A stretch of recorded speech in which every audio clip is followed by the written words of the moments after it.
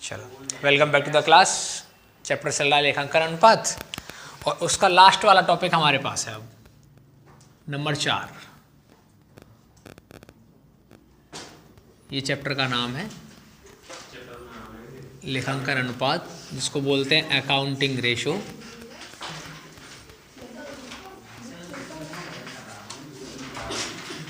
इसके 3 पार्ट हमने पढ़ लिए हैं और चौथा वाला पार्ट अब हम पढ़ेंगे। चौथा वाला पार्ट है लाभदायकता अनुपात,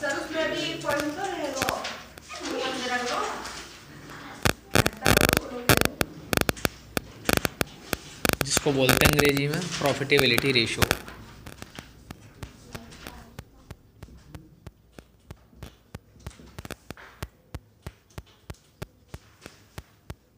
ये पढ़ना है अभी हमको। इसके कुल मिला के हमको 5 पार्ट पढ़ने हैं, तो पांचों पार्टों के नाम लिख देता हूँ, फिर एक एक करके एक्सप्लेन करेंगे सबको और उसके बाद साथ में उसका एग्जाम्पल या क्वेश्चन भी समझेंगे। सबसे पहला है सकल लाभ अनुपात।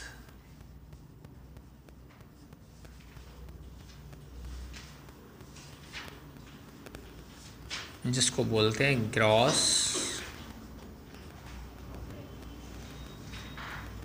Profit ratio. दूसरा है संचालन अनुपात।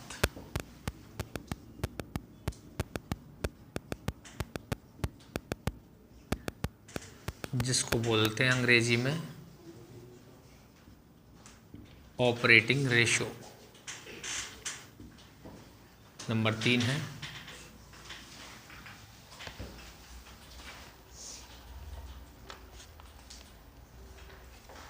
व्यय अनुपात।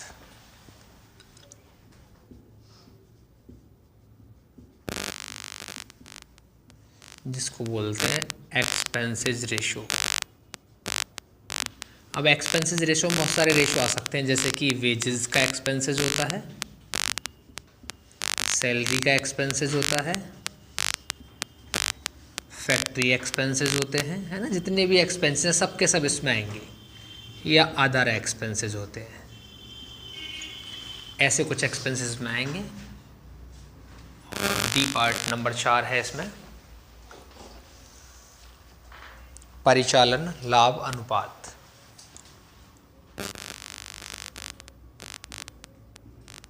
परिचालन लाभ अनुपात, इसको बोलते हैं ऑपरेटिंग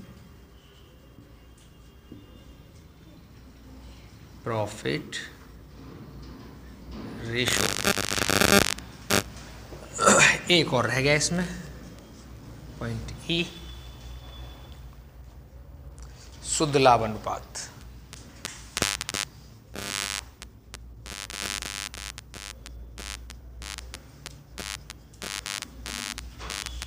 जिसको बोलते हैं नेट प्रॉफिट रेशो। तो ये सारे के सारे रेशो हमको पढ़ने हैं, सबके फॉर्मूले पढ़ेंगे, होते क्या हैं, कैसे बनाए जाएंगे और क्या क्या इनके क्वेश्चन है वो समझने हैं। ठीक है, पहले फटाफट से नोट डाउन कर लो, फिर एक एक करके समझते हैं सबको। समझो अब इसका पहला वाला पार्ट जो है, पहला वाला पार्ट है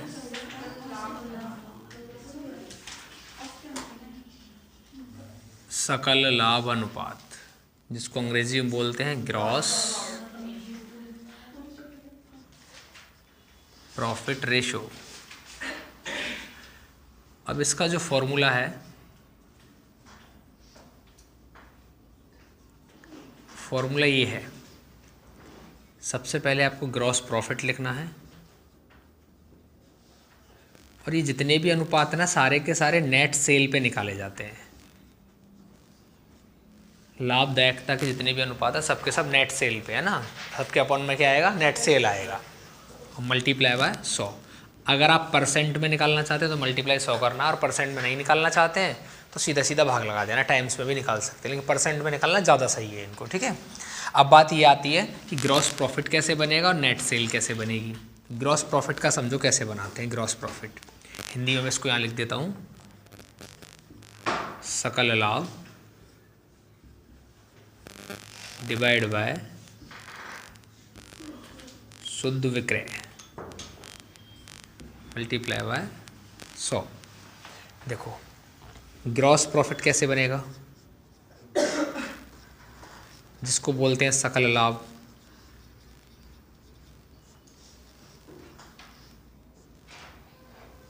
तो सकल लाभ वो वैल्यू है जब आप माल को बेचते हो तो माल को बेचने के बाद में आपने कितने रुपए का प्रॉफिट कमाया है, टोटल अमाउंट नहीं।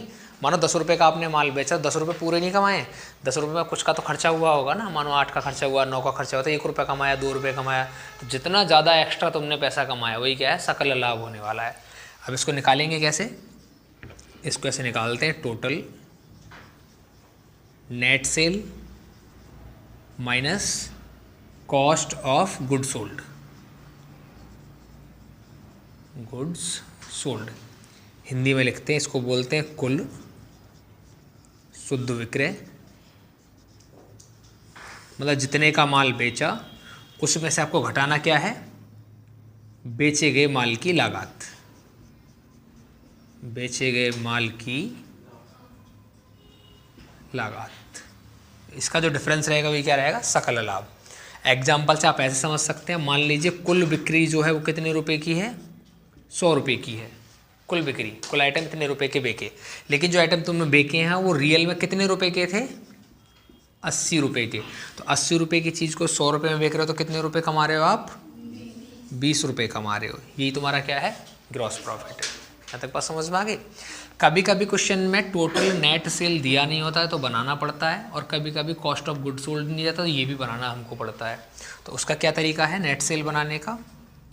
नेट सेल का मतलब है कि जितना आपका सेल्स हुआ है उसमें से कुछ भी वापस नहीं आना चाहिए। मतलब 100 रुपये का माल बेचा और 50 रुपये कोई वापस कर गया, तो कितने का बेचा, सिर्फ 50 का, 50 का तो वापस कर गया वो।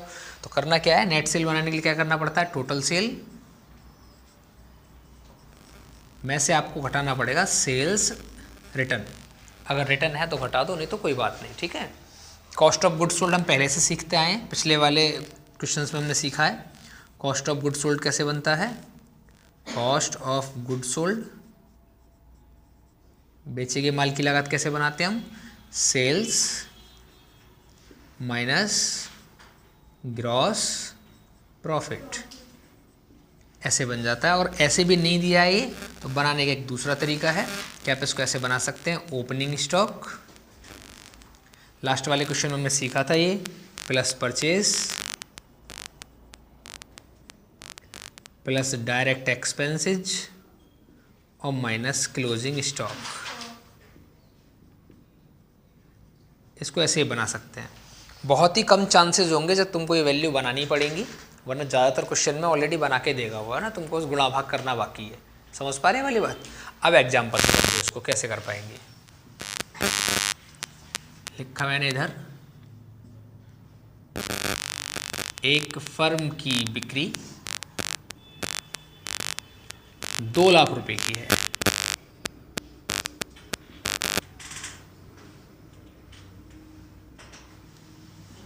तथा लाभ 10% है। अब उसने पूछा है सकल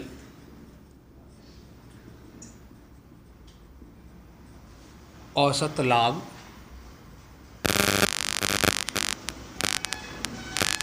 अनुपात बताओ। एक सिंपल सा क्वेश्चन मैंने इधर रखा है, तो उसने क्या पूछा है, सकल औसत लाभ के बारे में पूछ रहा है वो। तो सॉल्यूशन कैसे करेंगे इसका, कि हमको ग्रॉस प्रॉफिट का रेशो आना चाहिए ना। ग्रॉस प्रॉफिट रेशो जो फॉर्मूला है वो हमको पता होना चाहिए। कैसे निकालते हैं इसको, ग्रॉस प्रॉफिट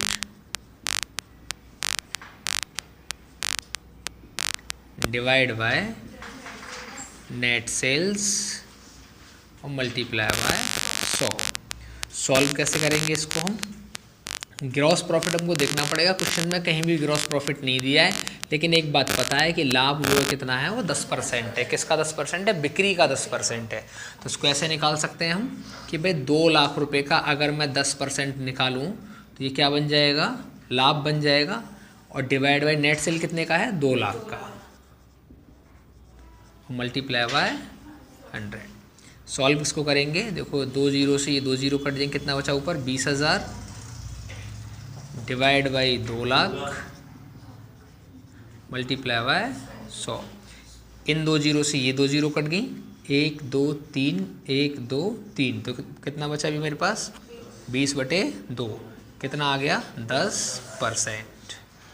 परसेंट मैंने इसीलिए लगाया क्योंकि यहाँ पे 100 मल्टीप्लाई हुआ था पहले से। बताओ बात समझ में आ गई? ऐसे कुछ क्वेश्चन तुम्हारे पास रहेंगे। क्लियर है बात एकदम? ठीक, करो नोट डाउन इसको जल्दी से। और एक होता है इसमें संचालन आय, कि इनकम और एक्सपेंसेस दोनों होते हैं ना वैसे। तो संचालन व्यय कौन से होते हैं, संचालन आय कौन सी होती है? संचालन व्यय वह चीज़ें हैं जिनकी वजह से बिजनेस को चलाया जाए और खर्चा हो जाए, लेकिन बिजनेस उस रूप में चलाया जाए जिससे कि वो ग्रोथ करे। मानो किसी वर्कर्स को सैलरी देनी है, किसी वर्कर की सैलरी है 100 रुपये पर डे के हिसाब से। अगर आप उसको 100 रुपये पर डे के हिसाब से देंगे तो बहुत अच्छे से काम करेगा, और वो अच्छे से काम करेगा तो अच्छा प्रोडक्ट बना के देगा तुमको, और प्रोडक्ट अच्छा रहेगा तो मार्केट में अच्छा सेल होगा।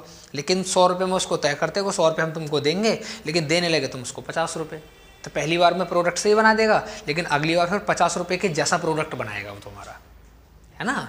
अगर तुम उसकी तनख्वाह में कमी करोगे या उसके जो लेन देन है उसमें कमी करोगे तो तुमको अच्छा प्रोडक्ट बना के वो नहीं देगा।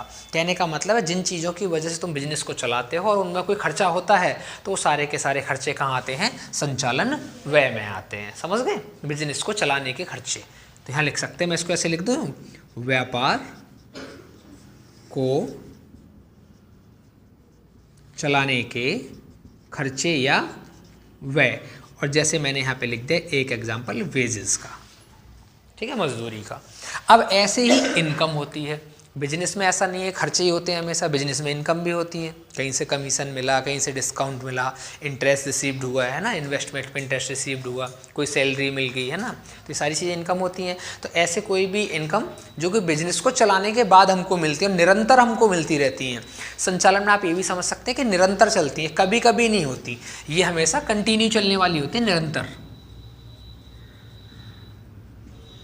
निरंतर चलेगी। आज हुआ है कल फिर होगा, परसों फिर होगा, हर महीने, हर हफ्ते, हर साल, ये लगातार ऐसे चलता रहेगा, निरंतर चलेगा। ठीक है, तो ऐसी कोई भी इनकम जो बिजनेस को चलाने के बाद हमको मिलती है वो सारी की सारी संचालन आय में आती है। और जैसे बोल सकते हैं इसको कमीशन रिसीव्ड या कमीशन प्राप्त। बताओ ये दोनों बात समझ गए आप? संचालन व्यय और संचालन आय, ऐसी कोई भी खर्चे जो निरंतर होते रहे या ऐसी कोई भी इनकम जो निरंतर आती रहे हमारे पास, वो संचालन में आएगी। वेजेस हर महीने दी जाएगी, वर्कर्स काम करेंगे तो, है ना, ऑफिस में कोई एम्प्लॉय काम करेगा, सैलरी हर महीने दी जाएगी, तो ये आते हैं संचालन में। एक होता है गैर संचालन में, तो ये निरंतर नहीं होते, निरंतर नहीं होते, ये कभी कभी होते हैं।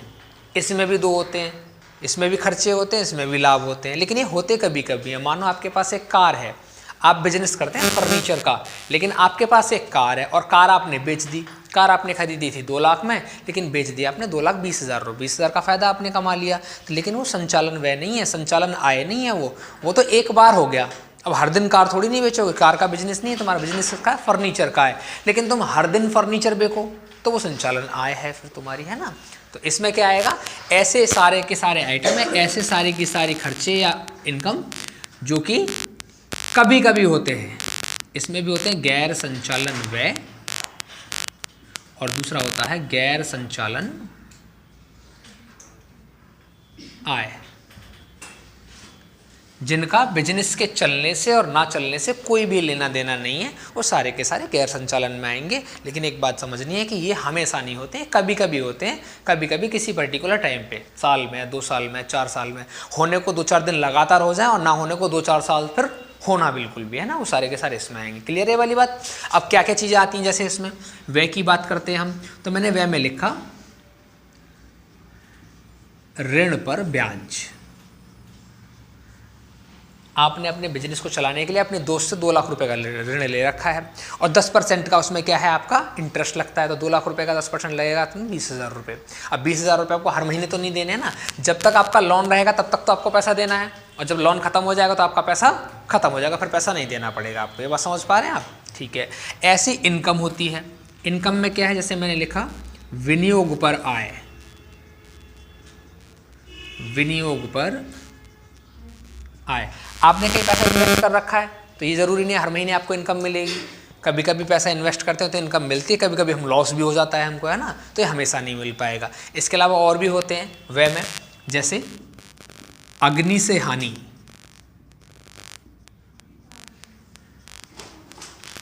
गोडाउन में माल रखा है, गोडाउन में आग लग गई, हानि हो गई।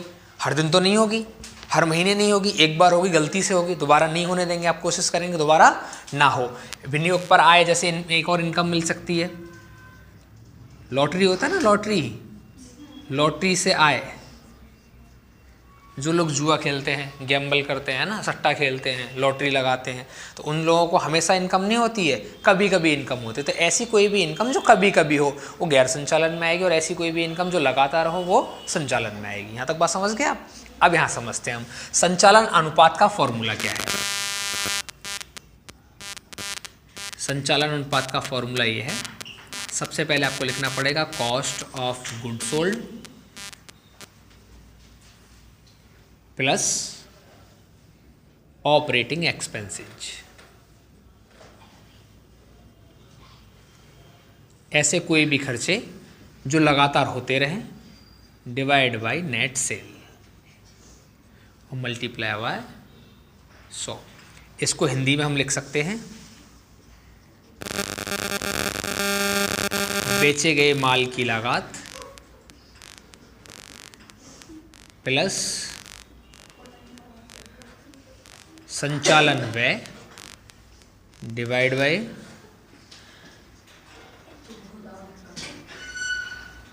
शुद्ध बिक्री और मल्टीप्लाई बाय 100। ये इसका फॉर्मूला है। कॉस्ट ऑफ गुड सोल्ड आपको पहले से पता है, मैंने क्या लिखवाया था। ऑपरेटिंग एक्सपेंसेस के बारे में मैंने आपको बता दिया, ये वाले ऑपरेटिंग एक्सपेंसेस हैं जो कि लगातार होते रहें किसी बिजनेस को चलाने के लिए, वो ऑपरेटिंग में आएंगे। नेट सेल आपको पता ही है ना, आप एक एग्जांपल से समझ लो कैसे होगा ये। मैंने यहाँ पे लिखा एक फर्म की बिक्री या एक फर्म की शुद्ध बिक्री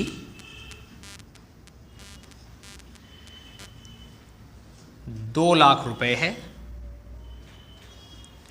तथा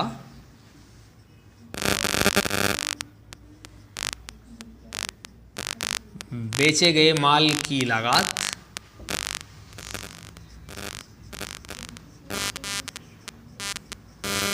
₹80,000 है। फर्म द्वारा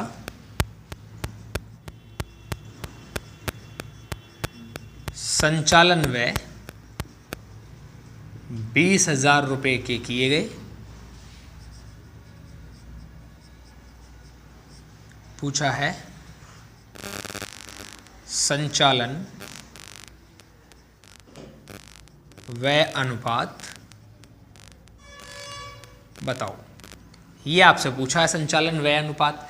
इसके लिए सॉल्यूशन आपको करना पड़ेगा। फॉर्मूला आपको याद होना चाहिए। फॉर्मूले में क्या है, operating ratio,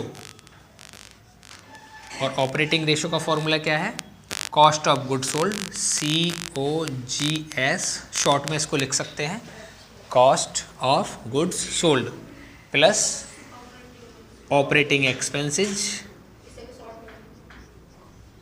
divide by net cell और मल्टीप्लाई बाय 100। सॉल्व करेंगे। कॉस्ट ऑफ गुड सोल्ड कितने रुपए का माल है, वो 80,000 रुपये का माल है, यहाँ लिखेंगे 80,000। ऑपरेटिंग एक्सपेंसेस कितने के हैं, 20,000 डिवाइड बाय नेट सेल कितने की बता रहा है वो, 2,00,000 रुपये की, डिवाइड बाय 2,00,000 मल्टीप्लाई बाय 100। इसको सॉल्व करेंगे, 80 और 20 हो जाएगा इधर 1,00,000 डिवाइड बाई 2,00,000 मल्टीप्लाई बाय 100। देखो 3 जीरो से 3 जीरो कट जाएंगी, इन 2 से 2 ये कट जाएंगे, क्या बचेगा हमारे पास, 1 गुणा 100 बटे 2। 2 से इसको काटेंगे कितनी बार कटेगा, 50%। गुणा 100 किया हुआ था इसलिए परसेंट का साइन आएगा इसमें। समझ गए? ठीक है। अब नया वाला जो टॉपिक है कौन सा, नंबर 3। सी, व्यय अनुपात। आप व्यय का मतलब तो समझना है, खर्चे।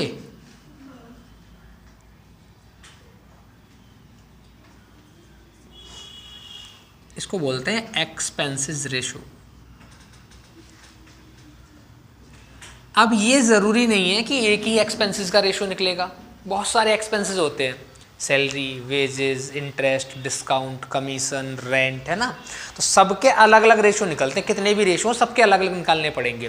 कहने का सिंपल मतलब इतना सा है कि जब आप फॉर्मूला बनाएंगे तो फॉर्मूले में सीधा लिखें नेम ऑफ एक्सपेंसेस, मतलब जिस भी एक्सपेंस का निकाल रहे हैं उसका नाम, और नाम के साथ में अमाउंट रुपए में, डिवाइड बाय नेट सेल और मल्टीप्लाई बाय 100। ये फॉर्मूला तुमको याद रखना है। मैंने किसी पर्टिकुलर एक्सपेंस का नाम नहीं लिखा है, मैंने लिखा नेम ऑफ एक्सपेंस रुपए। अब वो वेजेस हो तो वेजेस लिख दो, इंटरेस्ट हो तो इंटरेस्ट लिख दो, सैलरी हो तो सैलरी लिख दो, जो है वो लिख दो आप यहाँ पे, और नेट सेल का डिवाइड लगा दो। एग्जाम्पल से समझो तब आएगी बात समझ में। मैंने यहाँ पे लिखा एक फर्म की मजदूरी 500 रुपये, कॉमा वेतन 1000 रुपये, कॉमा कमीशन 5000 रुपये है, तथा फर्म की कुल बिक्री 10,000 रुपये की है। और फिर पूछा व्यय अनुपात बताओ।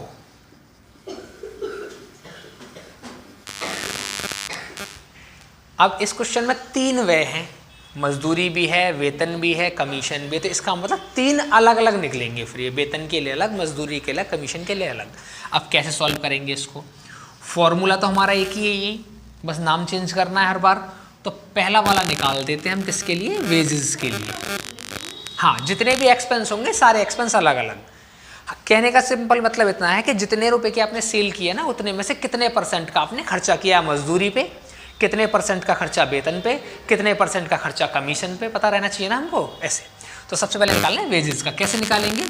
तो वेजेस का अमाउंट मैंने बताया ना, ऐसे वेजेस रुपए डिवाइड बाय नेट सेल और मल्टीप्लाई बाय 100। ये तो लिखा था मैंने यहाँ पे नेम ऑफ एक्सपेंसेस, तो मैंने वेजेस का लिख दिया। वेजेस कितने की है? 500 रुपये की। इसको हम सॉल्व करेंगे। यहाँ पे 500 डिवाइड बाई 10,000 मल्टीप्लाई बाय 100। 1 2 1 2, इन दोनों से दोनों कट गया, कितना बचा हमारे पास? सिर्फ 5%। ये पहला आंसर। 10,000 नेट सेल बेटा, ये रही बिक्री हर बार कुल बिक्री पे। हाँ, लाभदायकता अनुपात हर बार कुल बिक्री पे निकलते हैं हर बार। अब दूसरा वाला, दूसरा दे रखा है हमको वेतन, सैलरी। अब सैलरी का कैसे निकालेंगे कि सैलरी की अमाउंट जो है रुपए में, उसको यहाँ लिखेंगे डिवाइड बाई नेट सेल और मल्टीप्लाई बाय 100। सैलरी दे रखी है हमको 1000 की, डिवाइड बाई 10,000 और मल्टीप्लाई बाय 100। देखो ये जीरो से ये दोनों जीरो कट गया, इन जीरो से ये दोनों जीरो कट, कितना बचा हमारे पास? 10% हमारे पास बचा हुआ है। ये हमारा फाइनल आंसर हो गया। ठीक है, दूसरा आ गया समझ में बात? अच्छा, एक बात समझो, कभी कभी हम लोग कंफ्यूज बहुत होते हैं इस चीज़ को लेके, कैलकुलेशन में मिस्टेक कर देते हैं हम थोड़ी सी। जैसे यहाँ समझो, मैंने लिखा है यहाँ पे 50/100 गुणा 100। तो हम गलती क्या करते हैं कि हमको ये पता नहीं चल पाता है कि इन 2 जीरो से इन 2 जीरो को काटना है या ऊपर वाले को काटना है। तो अगर किसी ऐसे डंडे के सामने जो बीच में लगा होता है ना डिवाइड के सामने इधर गुणा लगा है, तो इसका सिंपल मतलब सिर्फ इतना सा है कि 50 गुणा 100 और डिवाइड बाई 100। ये जो 100 है ना, ये ऊपर वाले के गुणा में है, नीचे वाले के गुणा में नहीं है। समझ गए वाली बात को? ठीक है। हाँ, नंबर तीसरा वाला कौन सा है बेटा? कमीशन का। तो कमीशन का कैसे निकालें? कमीशन दे रखा है हमको कितने का? 5000 का। तो 5000 डिवाइड बाई 10,000 और मल्टीप्लाई बाय 100। 1 2 1 2 1 2 1 2, कितना आ गया बेटा इसका? 50%। क्लियर बात एकदम? सबको समझ में आया? ठीक है। हाँ, क्योंकि वही तो पता लगाना है कि हर एक एक्सपेंसेस कितना है। तुमने 10,000 का माल बेचा तो मजदूरी कितने की दी, तुमने 10,000 का माल बेचा तो वेतन कितने का दिया, 10,000 का माल बेचा तो कमीशन कितने का दिया, ऐसे सबका अलग अलग। हाँ, एक फॉर्म तो ये रहेगा टोटल एक्सपेंस कितने का हो गया, फिर ये पता लगाना पड़ेगा, वो टोटल एक्सपेंस का फॉर्मूला है, टोटल नहीं, हर एक का अलग अलग। क्लियर है बात एकदम? हाँ, क्वेश्चन में बोलेगा वो तुमको कि टोटल का निकालो या अलग अलग निकालो। अगर पूछे व्यय अनुपात तो सबका अलग अलग, पूछे कुल व्यय अनुपात तो कुल व्यय का मतलब सारे खर्चे जोड़ दो एक बार में, सबका एक साथ निकाल दो, ये प्लस ये, ऐसे। समझ गए? चलो।